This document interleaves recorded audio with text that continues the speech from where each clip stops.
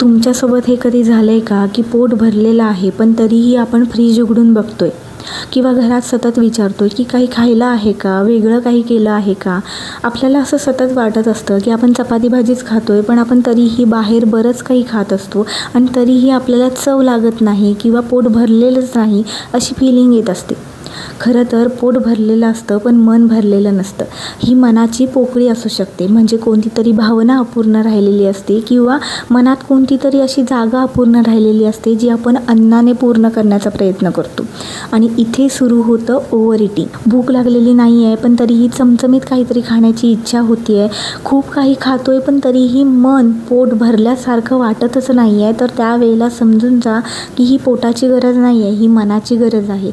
कोणती भावना आहे जी अपूर्ण राहिलेली आहे, कोणती इच्छा आहे जी आपण मारून टाकतो आहोत. पोटाला अन्नाची गरज असते आणि मनाला भावनेची गरज असते. त्यामुळे पोट अन्नाने भरलं पाहिजे आणि मन हे भावनेने भरलं पाहिजे.